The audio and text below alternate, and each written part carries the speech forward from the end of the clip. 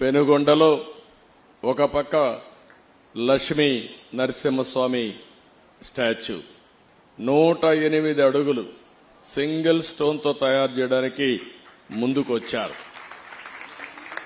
అది నేను ఎప్పుడో అప్పచెప్పాను. కానీ గడిచిన ప్రభుత్వం దానికి కూడా అడ్డుపడే పరిస్థితికి వచ్చారు. ఏ మంచి కార్యక్రమం ఉన్నా దాన్ని అడ్డుపడడం 5 ఏళ్లలో ఈ రాష్ట్రంలో జరిగింది.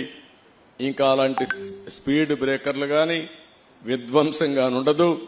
పూర్తిగా ప్రోత్సహిస్తాం. మంచి చేసే వాళ్ళందరికీ చిరునామాగా ఆంధ్రప్రదేశ్ ఉంటుందని, అలాంటి మంచి కార్యక్రమాలతో మీరు ముందుకు రావాలని మీరు కూడా అందరినీ ప్రజలను కోరుతున్నా. 5 కోట్ల పైన ఉన్నాం ఆంధ్రప్రదేశ్లో. తెలంగాణ ప్రపంచం అంతా కలిస్తే 10 కోట్ల మంది తెలుగు జాతి ఉంది. నా ఉద్దేశం ఒకటే, భారతీయులు బాగుండాలి,